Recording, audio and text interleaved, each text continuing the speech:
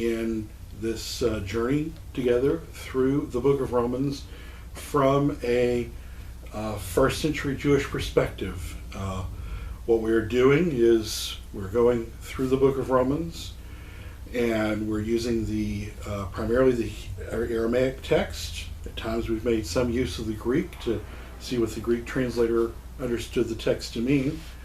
And we are, in the process, we are we're using Jewish hermeneutics, traditional Jewish methods of interpretation, to understand the text in continuity with Second Temple era Judaism in which the text was written, with insight from Philo, Josephus, the Dead Sea Scrolls, and the Talmudic rabbinic literature that also sheds light on Second Temple era Judaism.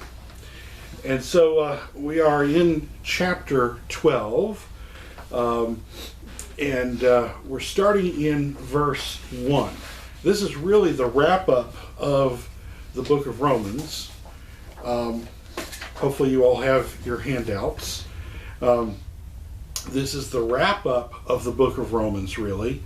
The first section of the book of Romans, which we covered in part 1, deals with how emunah can be counted to us as righteousness, and how emunah counted to us as righteousness leads us to observe Torah, and how, for example, Abraham believed and was counted to him as righteousness, and then ultimately that led to him being circumcised, which was the seal of his righteousness, the seal of his emunah, his faith. And then in the next section of Romans, starting in chapter 5 and working our way through chapter 8, we discussed the conflict between the two inclinations, and really getting to what it means to be righteous, and how the Torah within us gives us a unique and additional helper, if you will, towards our good inclination, and guides us to follow Elohim, and therefore to observe his Torah. And then chapter 9, we began discussing what the implications of this are with the two inclinations, because the two inclinations therefore imply free will. On the other hand, in the Torah we read about, in the Tanakh, we read about Israel, Am Yisrael, as being Elohim's chosen people. So how do we reconcile chosenness on the one hand with free will on the other? And we learned how it is through free will that Elohim responds to our free will, that he chose Israel as a result of Israel's free will, and that through our individual free will we can be grafted in and become part of Am Yisrael. Okay, and so there is a degree of chosenness in that Elohim chose Am Yisrael, but there is another degree of choosing of our own, where we choose to be part of Am Yisrael. And then Am Yisrael means the people of Israel. And so wrapping up then chapter 11, we come to chapter 12. And as we enter chapter 12, Paul is going to start talking to us about how to behave as a righteous individual. What is righteous behavior? What kinds of things should we do, and how should we act as part of Am Yisrael, as the people of Israel? And so we start in verse 1. Now I urge you, my brothers, by the mercies of Elohim, to present your bodies a living and set apart and acceptable sacrifice to Elohim in reasonable service. And do not imitate this world, but be transformed by the renewal of your minds, and distinguish what is the good and acceptable and complete will of Elohim. This ties back to Romans chapter 8. In Romans chapter 8, we learned about that there was a Torah that unites with our minds, that the Torah unites with our minds, and that Torah, when it unites with our minds, it changes us. It changes the way we think. And the result of that is a renewed mind. This is being reflected here. This is addressed very strongly and very well in a book called the Tanya. The Tanya is the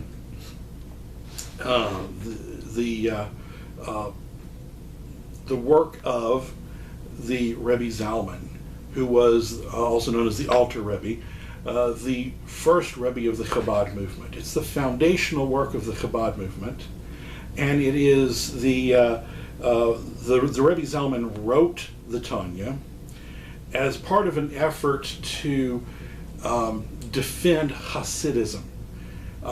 There was a criticism of Hasidism at the time, that Hasidism is an emotional hype, nothing more than an emotional hype. And so the Rebbe Zalman wanted to give an intellectual basis for Hasidism, for the joy that rises up within us as a result of studying and observing the Torah.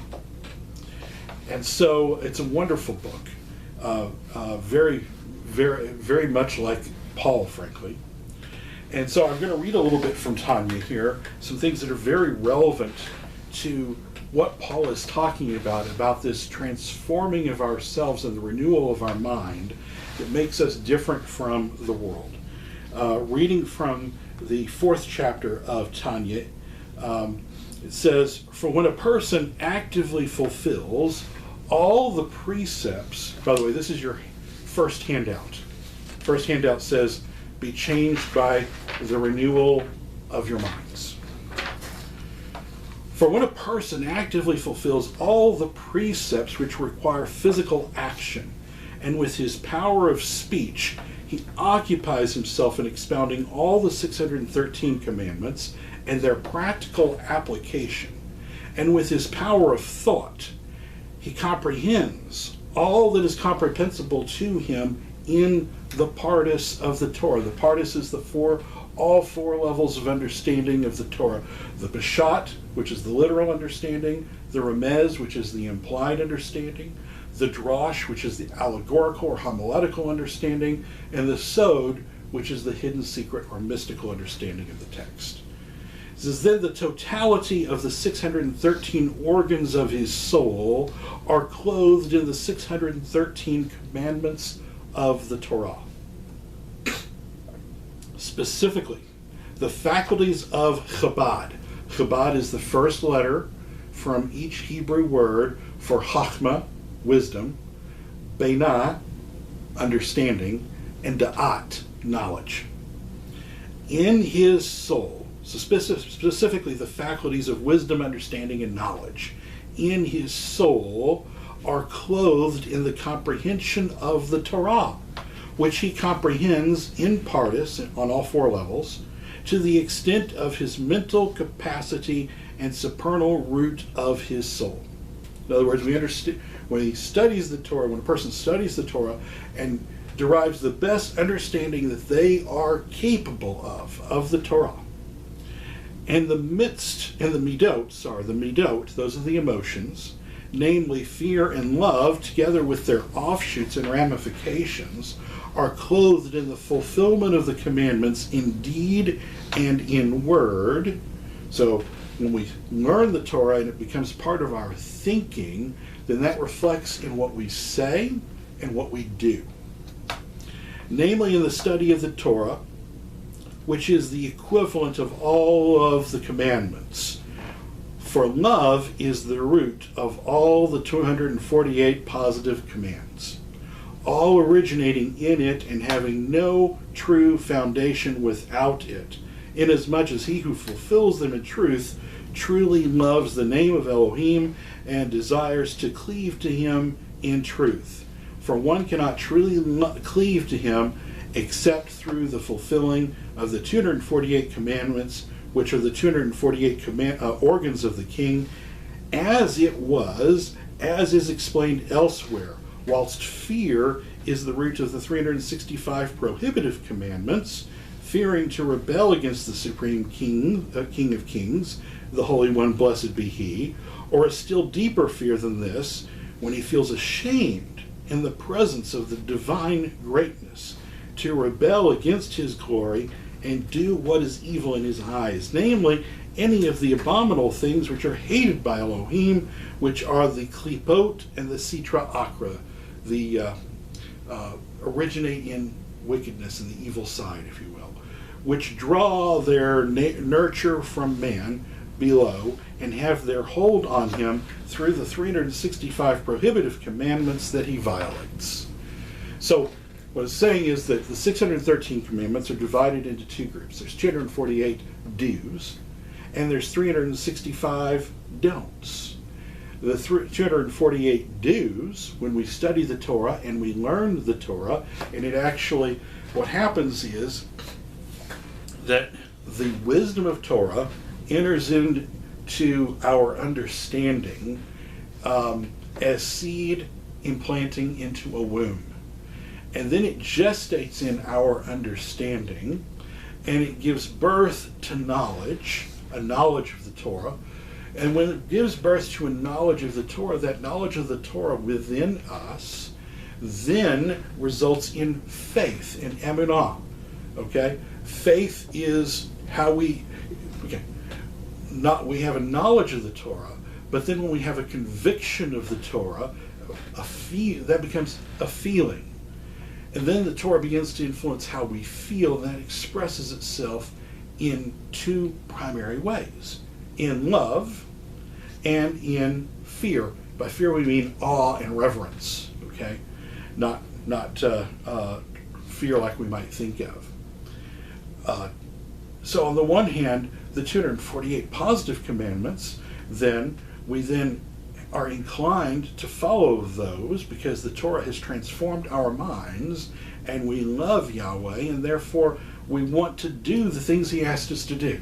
So that love of Yahweh guides us to observe the 248 positive commandments, the do's, the things He asks us to do.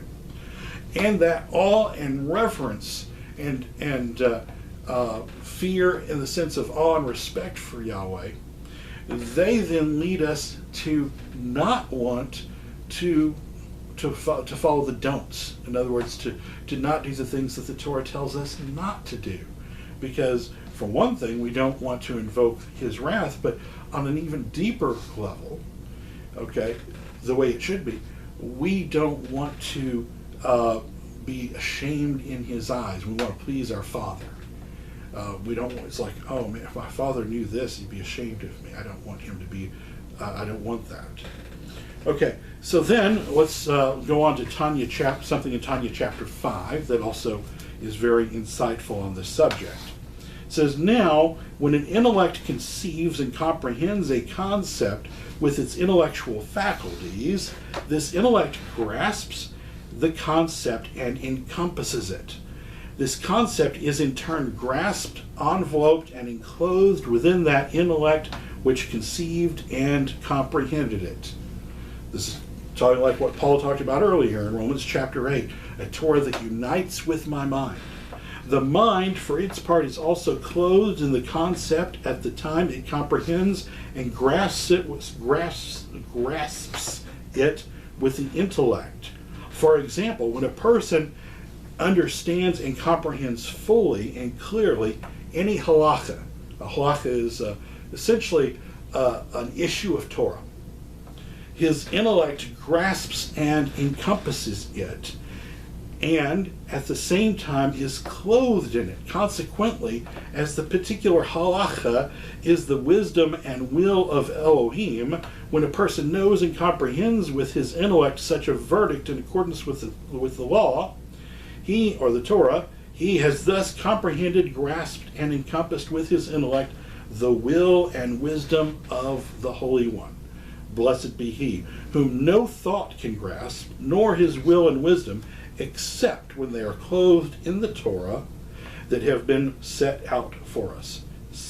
Simultaneously, the intellect is also clothed in them, the divine will and wisdom. This is a wonderful union, the union between our mind and Yahweh's mind that results from Torah study. A renewing of our mind that transforms us, as Paul says. This is a wonderful union like which there is none other, and which has no parallel anywhere in the material world, whereby complete oneness and unity from every side and angle could be attained. Don't you want that kind of renewal of your mind to be transformed, as Paul says? We'll get back to that in a minute. Hence the special superiority, infinitely great and wonderful, that is in the commandment of knowing the Torah and comprehending it over all the commandments involving action, and even those relating to speech, and even the commandment to study the Torah, which is fulfilled through speech. For through all the commandments involving speech or action, the Holy One, blessed be He, clothes the soul and envelopes it from head to foot with divine light. However, with regard to knowledge of the Torah, apart from the fact that the intellect is clothed in divine wisdom, this divine wisdom is also contained in it to the extent that his intellect comprehends, grasps, and encompasses as much as it is able to do of the knowledge of the Torah, every man according to his intellect, his knowledgeable capacity, and his comprehension in partis, on all the four levels of understanding. Since in the case of the knowledge of the Torah is clothed in the soul and the intellect of a person and is absorbed in them, see, a Torah that unites with our mind, it is called bread and food of the soul. For just as physical bread nourishes the body as it is absorbed internally in this very inner self, where it is transformed into blood and flesh of the flesh, whereby he lives and exists, so too is it with the knowledge of the Torah. The person who studies it well, with a concentration of his intellect, until the Torah is absorbed by his intellect and is united with it, and they become one. This becomes nourishment for the soul and its inner life from the giver of life and the blessed Ein Sof, who is clothed in his wisdom and in his Torah, that are absorbed in it, in the soul. This is the meaning of the verse. Yes, the Torah is within my inward parts. So this is what Paul is talking about when he says, again, verse 2, do not imitate this world, but be transformed by the renewal of your minds, and distinguish what is the good and acceptable and complete will of Elohim. Because the Torah, when it unites with our mind, renews our mind and actually changes the way we think. Okay? Now, I say, by the favor that was given to me for all of you, you should not think outside of what is right to think. But every man should think soberly, according to trust in the measure that Elohim has distributed to him. It's funny, he talks about according to the measure that Elohim has distributed to him. Here in the Tanya, it talked about use the phrase in reference to the basically a man's intellectual capacity to understand the Torah. For as in one body we have many members, and all members do not have one function, so also we are many, are one body in the Messiah, and each one of us are members of one another. This is talking about members of the body of Messiah. And this is very important because the scripture tells us in a number of places that there's only one body of Messiah.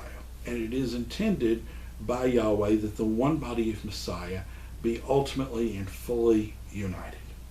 Sectarianism, in fact, is given in the scriptures as being a sin, on the listed as a work of the flesh, on a level with murder and witchcraft. Okay, so it's Elohim's intent that the body be united. Now we do talk about local assemblies, but local assemblies, okay, are really only manifestations of the single body of Messiah. In other words, there's not a different body of Messiah in different cities. Okay, or different locations.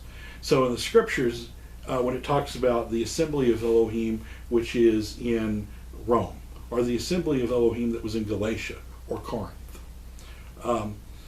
these were not different bodies of Messiah. They were manifestations of the single body of Messiah in that given location. So a person wasn't a member of a local congregation.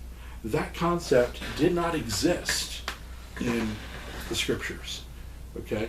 You weren't a member of the assembly at Corinth. You were a member of the body of Messiah. That's all that we're ever talked about being members of. We're members of the body of Messiah. The body of Messiah, by the way, and there's another teaching on this, is a euphemism for the assembly, or the assembly of Israel. Okay, so we're all members of this body together. The only thing that distinguished the assembly at Corinth from the assembly at Rome was geography.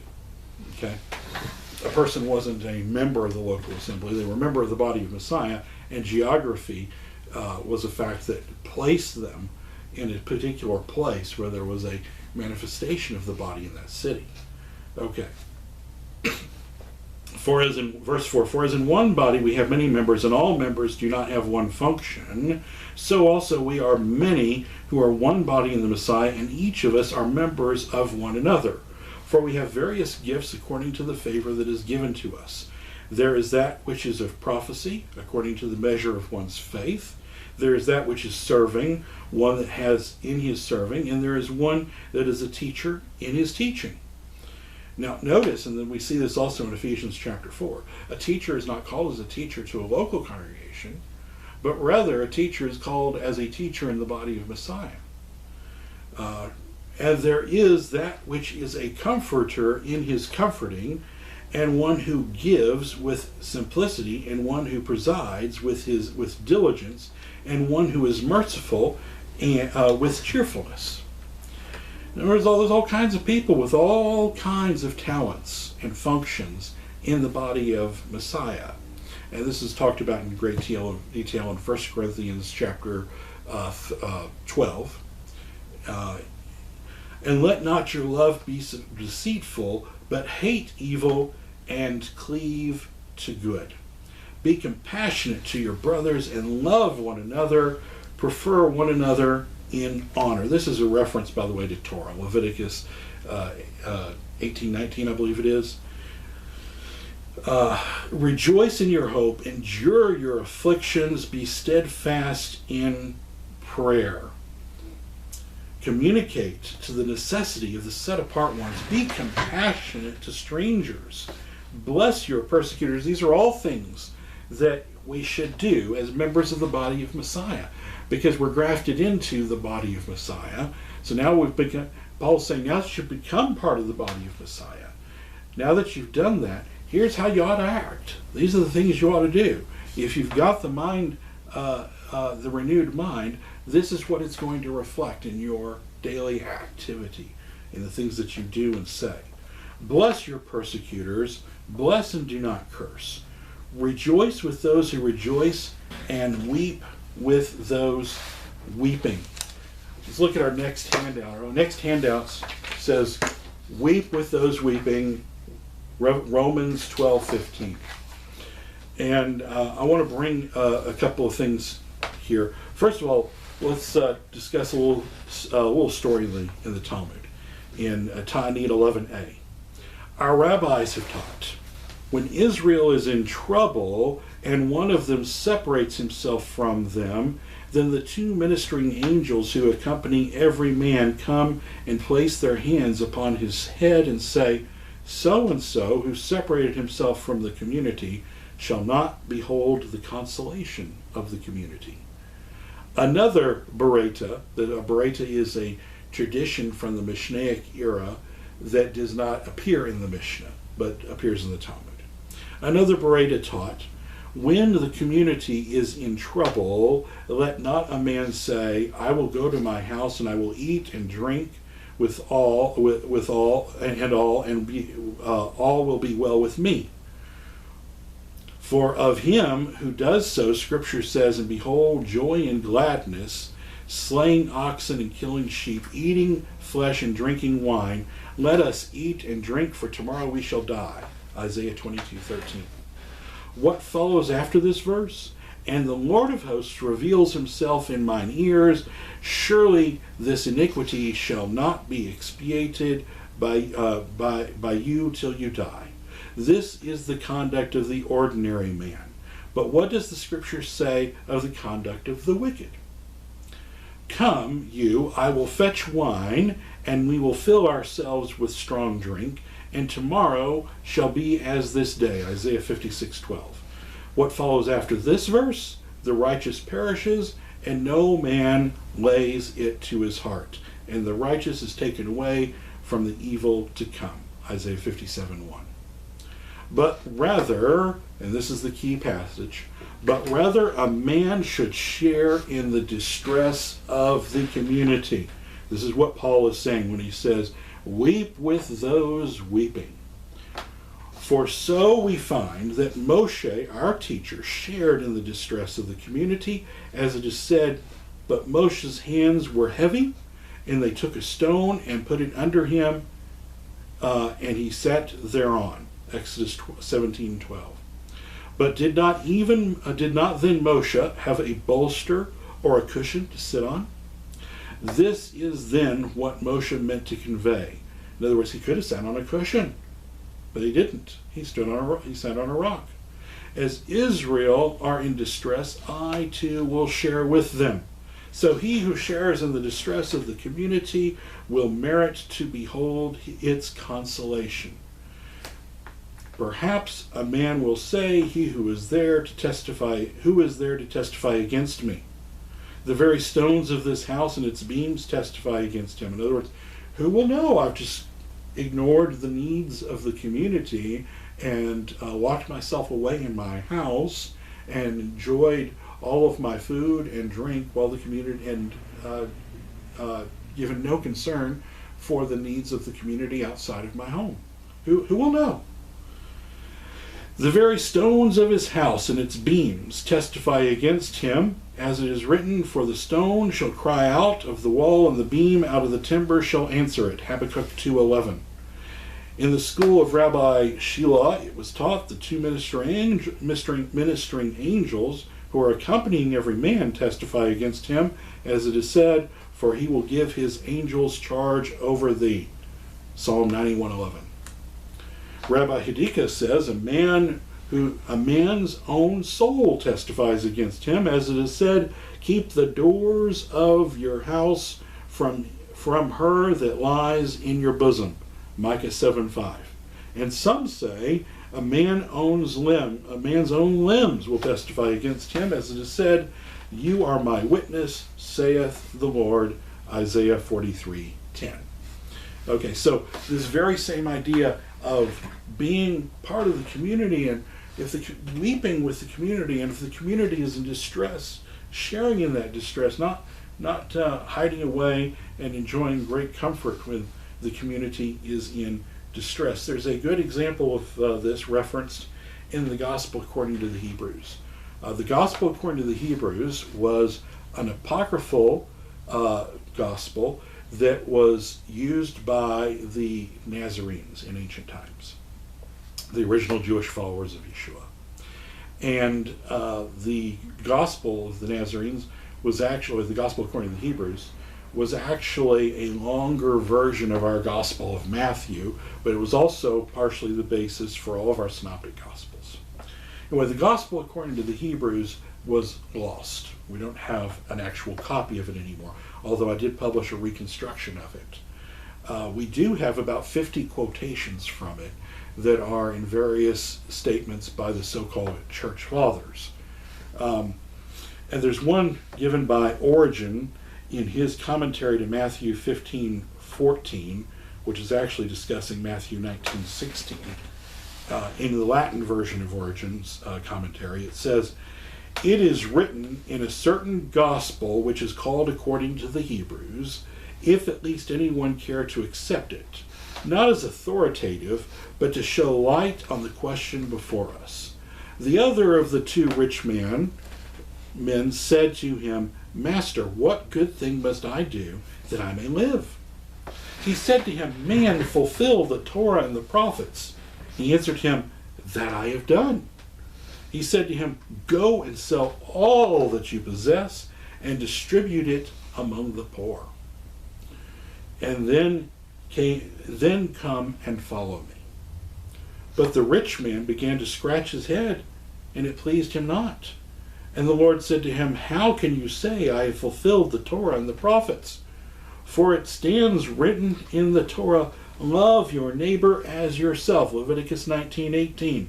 Remember I said when Paul talked about loving one another, in just a few verses up here in verse 10, be compassionate to your brothers and love one another, prefer one another in honor. This is what Paul's talking about. He may well have this part of the gospel according to the Hebrews in his mind. And behold, many of your brothers, sons of Abraham, are begrimed with dirt and die of hunger. And your house is full of many good things, and nothing at all comes forth from it to them. And he turned and he said to Simon, his disciple, who was sitting by him, Simon, son of Jonah, or Shimon, son of Jonah, it is easier for a camel to go through the eye of a needle than for a rich man to enter the kingdom of heaven. And it actually more likely said it is easier for a large rope to go through the eye of a needle than for a rich man to enter the kingdom of heaven, because in Aramaic the word for camel is gamlah.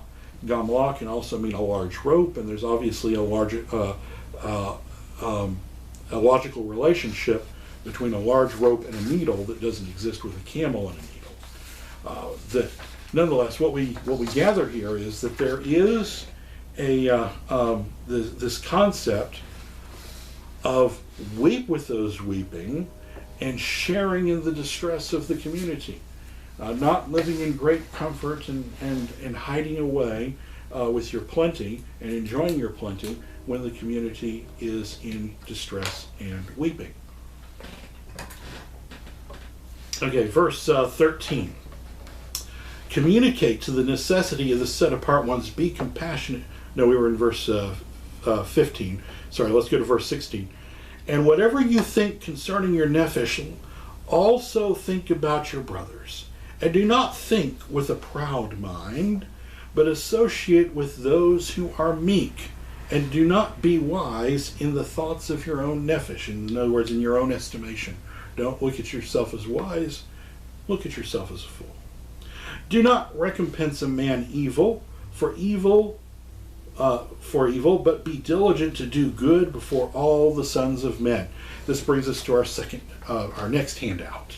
Our next handout says at the top, do not recompense anyone evil for evil. Romans 12:17. And when I read this, it really brought to mind a saying of the Rebbe Nachman of Breslov, who was the founder of the Breslov Hasidic movement. Okay, the Rebbe Nachman of Breslov said, answer insult with silence. When someone hurts you, do not answer in kind. You will then be worthy of genuine honor, honor that is inner honor, honor from above. This is very much the same thing that Paul is saying here in Romans 12:17. You know, the point of this study and the point of this class is to show you that what Paul says in Romans isn't some new and different religion called Christianity. Paul is talking about Judaism. He's teaching Judaism. And the things that he is saying have their parallels in the traditional literature of Judaism. Also, in the Mishnah, Shekelim 3:2, when it says, be diligent to do good before all men, in Romans 12:17, there's a nice statement here in the Mishnah, also here in your handout, in Shekelim 3:2. The reason I give you these handouts is because I know that most of you don't have the Zohar, the Talmud, the Tanya, the works of the Rebbe Nachman of Breslov, the Mishnah, the Midrash Rabbah, the Zohar, the works of Philo in your library. And if you do, you don't want to have to stop throughout the study and go run them down and look these things up. So I'm putting them right here for you. One should be guiltless before other people, as well as before Elohim, before God. For it says, you shall be guiltless before God and before Israel. And so this is reflecting also the very thing that Paul speaks of here. Then we get to verse 18. And if it is possible, according to what is in you, have shalom with every man. It's not always possible, but try. I recently had a situation where I tried very hard to have shalom with somebody, and they just were not willing. But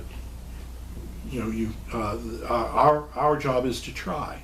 There is an interesting statement also in your handout here, in the Mishnah Avot, which is the sayings of our fathers. It doesn't say this here, but this is in the handout, but it's actually a saying of Hillel the Great. Hillel said, be disciples of Aharon, loving peace and pursuing peace, loving people and drawing them near to the Torah. So you draw people to the Torah through that kind of a loving attitude and pursuing peace. When you don't do that, you push people away from Torah. They don't want anything to do with that. It gives Torah a bad name.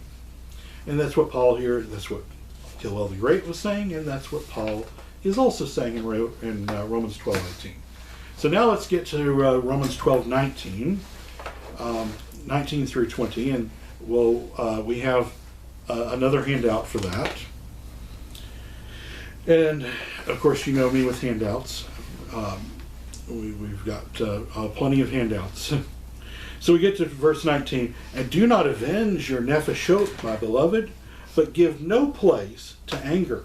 For it is written, if you will not seek judgment for your nefesh, I will perform your judgment, says Eloah.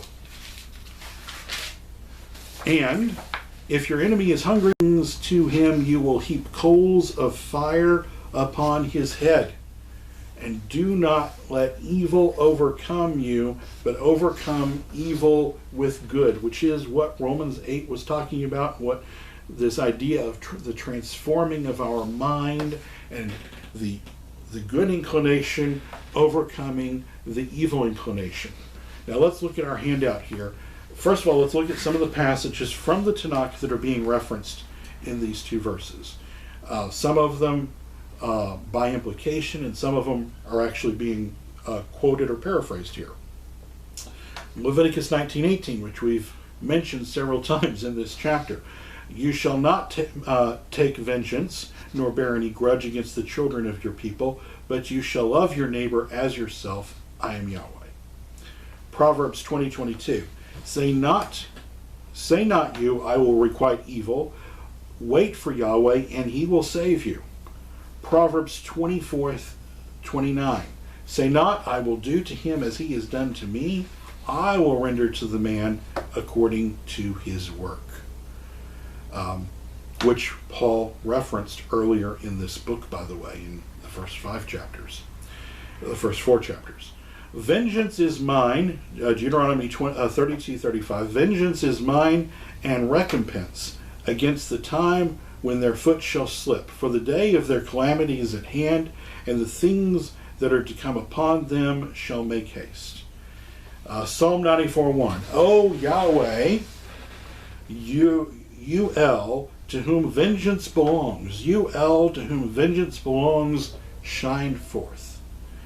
And finally, Proverbs 25, verses 21 through 22. If your enemy be hungry, give him bread to eat, and if he be thirsty, give him water to drink. For you will heap coals of fire upon his head, and Yahweh will reward you. Now we're going to come back to this in a minute. Let's look at a passage here from the Zohar on this very same concept. And then we'll come back, because there's some very special things to talk about this idea of heaping coals upon fire upon his head. So why would we want to do that? If we want to love him and make peace with him, then why do we want to harm him?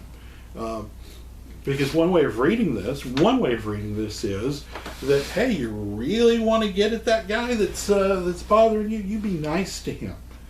And the nicer you are to him, the worse that is going to be on him. As if it's a way to hurt him.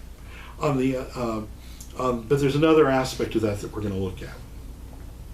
Okay, so the Zohar, Volume 1, page 200b says, "It must not be supposed," talking about Joseph and when his brothers came to him in Egypt, "it must not be supposed that Joseph acted in the spirit of the verse, 'If thine enemy be hungry, give him bread to eat, and if he be thirsty, give him water to drink, for you will heap coals of fire upon his head.' Joseph was too righteous a man for this. Far be it then from Joseph to have exacted in that spirit. Indeed, he acted as a man to his brother in true brotherly love, without any other motive. And not only towards Simon, but towards all his brethren, he acted so, as it is written, 'Then Joseph commanded to fill their vessels with corn, and to give them provision for the way, and thus it was done unto them.' All this he did in a spirit of brotherhood." Well, if we do these things in a spirit of brotherhood, then what is this business about heaping coals upon their head, as we read in Proverbs 25:22, and Yahweh rewarding us? This brings us all the way back to the beginning.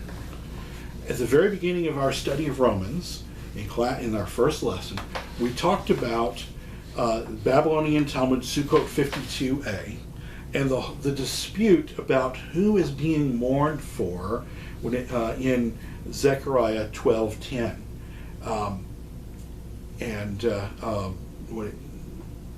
Whether the mourning is, on the one hand, one group of the rabbis said that this was they were mourning for the death of the Yitzhak, and the other group of rabbis said that they were mourning for there was one rabbi, though I'm sure there were others, Rabbi Dosa, that said that they were mourning for the death of the Messiah ben Yosef, the Messiah ben Ephraim. And so there was this issue, and then we showed in our earlier study in lesson 1 that it's really both. That the event of Zechariah 12:10 is the death of the Mashiach, but it also results in the destruction of the Yitzhak, at least in the verse in question, upon his return. Okay, and so this brings us back to the beginning, and reading again from Sukkot 52a, it says, Solomon called it, talking about the evil inclination, the Yitzhak, the enemy. Remember now, in Romans chapters 5 through 8, it was all about the conflict between the Yitzhak and the Yitzer Tov, the evil inclination and the good inclination. And so we get to Sukkot 52, we get to here to chapter 12. It said, and we're reading again from Sukkot 52a. Solomon called it the evil inclination, the enemy, as it is said, "If thine enemy be hungry, give him bread to eat, and if he be thirsty, give him water to drink. For you will heap coals of fire upon his head, and the Lord will reward you." Read not, will reward you, but will cause it to be at peace with you. Okay, well, let's break this down. First of all, it's saying, the Talmud here is saying that there is another way of looking at this verse. This verse being Proverbs 25:21, but also being Romans 12:20. Okay. And the other way of looking at this verse is that the enemy that's talked about in Proverbs 25:21, if your enemy be hungry, the enemy here is not my actual enemy. Well, it's my true enemy. My true enemy is not somebody else. It's not some outside person. My true enemy is within. My true enemy is myself. My true enemy is the enemy within, the Yetzer Hara, the evil inclination. If your enemy, your Yetzer Hara, be hungry, give him bread to eat. The bread to eat is the Torah. And we read about this earlier, the concept in the Tanya about how the Torah is bread for our soul.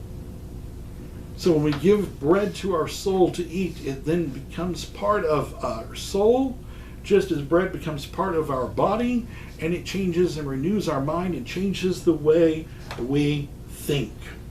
So if your enemy be hungry, if your Yetzer Hara be hungry, give him bread to eat. Study Torah, learn Torah. And if he be thirsty, give him water to drink, which is also a reference to Torah. So then feed your Yetzer Hara Torah. In other words, come back at the Yetzer Hara with Torah. For you will heap coals of fire upon his head. But you're not heaping coals of fire then upon some outside person's head, not, Joe, whom you've determined is your enemy or whom you're in contention with, but rather your own Yetzer Hara is what you're heaping coals upon the head of. You're working towards the destruction of your Yetzer Hara. And then when it says, and Yahweh will reward you, then the Talmud says another way of reading this verse and this phrase in the Hebrew is, instead of will reward you, we could also read it, will cause it to be at peace with you. Meaning that Yahweh will cause your Yetzer Hara to submit to you and be at peace with you. Okay? Bring it under submission. All right, now let's look at what Rashi says about this same verse, Proverbs 25:21. He says, if your enemy is hungry, to be explained according to its apparent meaning. Our rabbis, however, explained it, as we found in our Talmud passage in Sukkot 52a. Our rabbis, however, explained it as referring to the evil inclination. If he is hungry and tells you to state him with sins, in other words, if your Yetzer Hara is hungry and lustful and wants you to sin and is tempting you to sin, draw yourself into the study hall and feed him with the bread of Torah, and likewise give him the water of Torah to drink. That's Rashi on Proverbs 25:21. In other words, this brings us right back to the idea of Tanya, but also what Paul is teaching us in Romans chapter 12, which is this renewal of the mind that transforms us. Okay? And then on the next verse, Rashi says, on the phrase, will reward you, will cause him to make peace with you, that he should not overpower you. Now we can read this so many ways, because on the one hand, we could say that our evil inclination submits to us, makes peace with us, and that it does not overpower us. But we could also say that our enemy on the outside, if we read this verse the other way, then we heap coals of fire upon his head, meaning that he will then make peace with us, not that we will be rewarded for that. In all of this, there's a whole different idea here than getting back at your enemy. All right. So now we're ready to start chapter 13 of Romans. Chapter 13 is a very short chapter, only 14 verses. Excuse me. Every nephesh should be subject to the authorities of greatness, for there is no authority that is not from Eloah, and these authorities that exist were ordained from Eloah. Now, I believe that most of the commentaries and most of the commentators that I have seen completely misunderstand chapter 13. They understand chapter 13 as referring to secular government. Nothing could be further from the truth. You see, Paul does not make Torah. Paul does not have the power to make Torah. Paul only comments upon Torah. He only elaborates upon Torah and admonishes us to observe the Torah and explains what the Torah means. But Paul doesn't make up Torah. He doesn't create new commandments. Okay? So this actually is referring us back to Deuteronomy chapter 17 in the Torah, because there's nothing in the Torah that tells us that secular governments are sacred and must be obeyed at all costs, as some read chapter 13 to say. What our Torah does say in chapter 17 of Deuteronomy, starting in verse 8, if there arise a matter too hard for you in judgment, between blood and blood, between plea and plea, and between stroke and stroke, even matters of controversy within your gates, then shall you arise and get you up unto the place which Yahweh your Elohim shall choose. And you shall come unto the Kohanim, the Leviim, and unto the judge that shall be in those days, and you shall inquire, and shall declare unto you the sentence of judgment. And you shall do according to the tenor of the sentence which they shall declare unto you from that place which Yahweh shall choose, and you shall observe to do according to all that they shall teach you, according to the Torah which they shall teach you, and according to the judgment which they shall tell you, you shall do, and you shall not turn aside from the sentence which they shall declare unto you to the right nor to the left. And the man who does presumptuously in not hearkening unto the Kohen that stands to minister there before Yahweh your Elohim, or unto the judge, even that man shall die, and you shall exterminate the evil from Yisrael. And all the people shall hear and fear, and do no more presumptuously. Okay, so this is what Paul is referring to in chapter 13, verse 1. Every nephesh shall be subject to the authorities of greatness. He's not referring to secular governments as the authorities of greatness. He's referring to the Torah-based government entities, the Beit Din and so on. For there is no authority that is not from Eloah, and these authorities that exist were ordained from Eloah. What he's saying here is that the Torah establishes authorities, a system of Elohim's government. And we do a whole different teaching on how that government works and what the Torah-based structure and government is.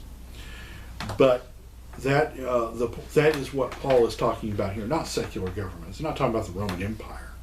Therefore, he who stands against an authority stands against a commandment of Eloah, and those who stand against them will receive judgment.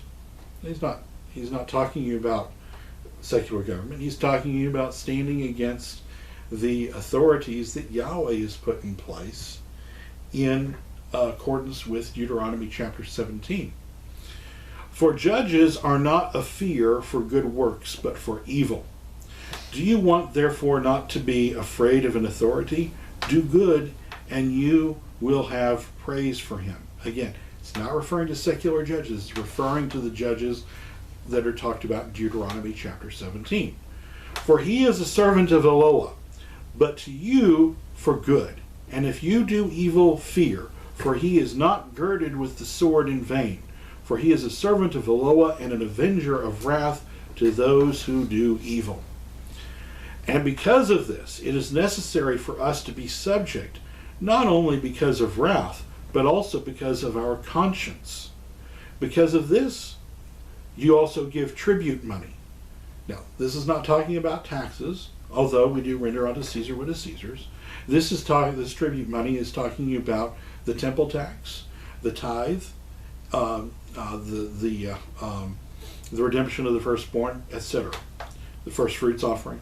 For they are the servants of Eloah, for these things are established. Recompense therefore to all men as is owed to them, to whom tribute money is due, tribute money, and to whom tax is due, tax, and to whom fear is due, fear, and to whom honor is due, honor. What he's talking about here is to pay the temple tax. Okay? And do not owe a man a thing, but love one another. It's actually a word play there in the Aramaic between the word love and owe.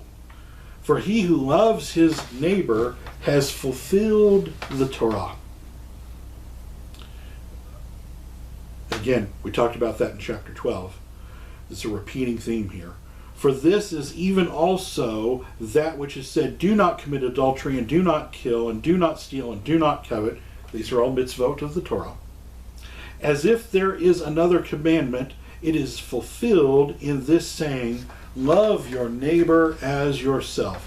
Love does not do evil to his neighbor, because love is the fulfillment of the Torah. And also know this, that it is the time and the hour that we should henceforth be awakened from our sleep. For now our life has come more near to us than when we believed. Henceforth the night is passed away and the day is near.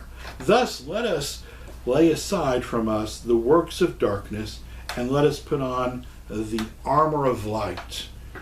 And this brings us to our next handout, the armor of light. The armor of light.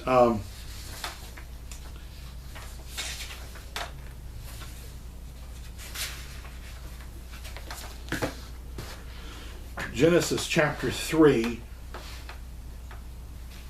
tells us, verse 7, we'll just reference the story rather than quoting it. It's here for you to reference. Genesis chapter 3. Adam was naked in the garden, right? And what does it mean that they knew that they were naked? You know the story. Do they not know that they were naked before? The Zohar sheds some light on this issue, and it brings us to this idea of the armor of light. Zohar 153a, that's volume 1, page 53a.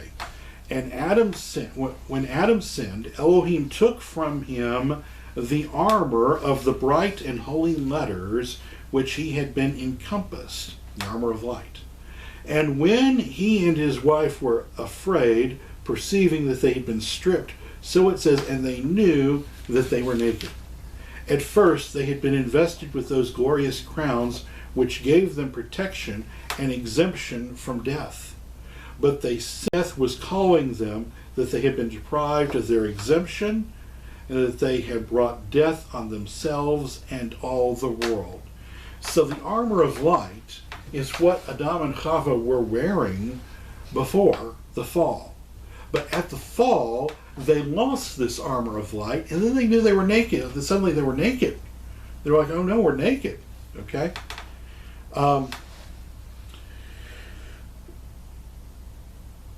Exodus chapter 33, verses 1 through 6, and we will read that because it ties in with this, but you may not have noticed some nuances about it. Exodus 33, 1 through 6.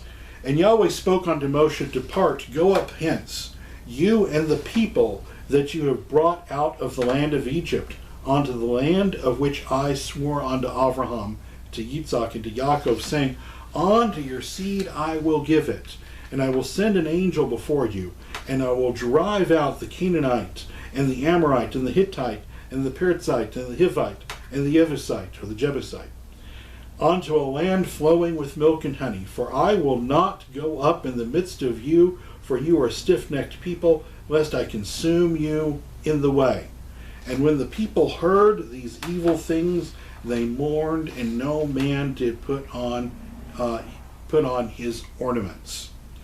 And Yahweh said unto Moshe, say unto the people of Israel, you are stiff-necked people. If I go unto the midst of you for one moment, I shall consume you. Therefore now put off your ornaments from you, and that I may know what to do unto you. And the children of Israel stripped themselves of their ornaments from Mount Horeb onward. The Zohar again addresses these verses. Actually, let's start with the Talmud. The Talmud addresses these verses and explains this matter in the Babylonian Talmud, Shabbat 88a. Rabbi Simcha lectured, when the Israelites gave precedence to we will do over we will hearken, Exodus 24:7, 600,000 ministering angels came and set 2 crowns upon each man of Israel, and one as a reward corresponding to "we will do," and the other as a reward for "we will hearken." But as soon as Israel sinned, 1,200,000 destroying angels descended and removed them. As it is said, "And the children of Israel stripped themselves of their ornaments from Mount Horeb," referring to Exodus 33:6. Rabbi Hama said of Rabbi Hananias said, at Mount Horeb they put them on, and at Mount Horeb they took them off. At Horeb they put them on, as we have stated. At Horeb they put them off, as it is written, "And the children of Israel stripped themselves," etc. Rabbi Yochanan observed, "And Moshe was privileged and received them all. For in proximity thereto it is stated, and Moshe took the tent." Exodus 33:7. Resh Lakish said, "Yet the Holy One, blessed be he, will return unto them to us in the future. For it is said, And the ransoming of the Lord shall return and come with singing unto Zion, and everlasting joy shall be upon their heads. Joy from of old shall be unto your heads." Okay, now let's see what the Zohar says about this same event, and it elaborates further from what the Talmud is said. The Zohar, page 1, volume 1, page 63b, and it's here in your handout. Rabbi Haya said, "The world was in a state of poverty and misery from the time Adam transgressed the command of the Almighty until Noah came and offered up a sacrifice, when its prosperity returned." Rabbi Jose said, "The world was not properly settled, nor was the earth purged from the defilement of the serpent, until Israel stood before Mount Sinai, where they had laid hold of the tree of life, and so established the world firmly. Had not Israel backslided and sinned before the Holy One, blessed be he, they would never have died, since the scum of the serpent had been purged out of them. But as soon as they sinned, the first tablets of the Torah were broken, those tablets which spelt complete freedom, freedom from the serpent who is in the end of all flesh. When the Levites rose up to slay the guilty, the evil serpent went in front of them, but he had no power over Israel, because they were girt with a certain armor which protected them against his attacks. This is the armor of light of which Paul is speaking. There's a whole teaching, which I will do in the future. I have on in my blogs on the internet, on the armor of light and how it protects us from Hasatan. We're just now here just seeing that the Zohar is talking about the same thing. When, however, Elohim said to Moshe, "Therefore, now put off your ornaments from you," Exodus 33:5, this was the signal that they were placed in the power of the serpent. This is indicated by the form vayitnaselu, which shows that they were stripped by the hand of another. In other words, the form of the verb is indicating something that happens to you, not something that you do. The ornaments referred to us are those which they received at Mount Horeb at the time when the Torah was given to Israel.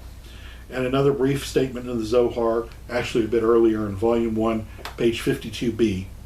"But after they sinned, they were not able to look even on the face of the deputy," speaking of Moshe. How was this? Because the children of Israel were deprived of their ornament from Mount Sinai, to wit, of the armor which they were girt on Mount Sinai, in order that the evil serpent should not have power over them. So this concept of the armor of light is very much a Jewish concept. And so this is what Paul talks about. He says, "Let us walk in a manner as in the day, not in the revealing, nor in drunkenness, nor in a defiled bed."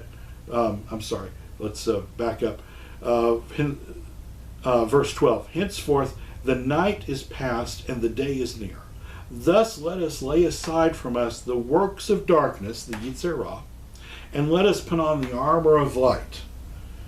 And let us walk in the manner as in the day, not in reveling, nor in drunkenness, nor in a defiled bed, nor in envy and in strife.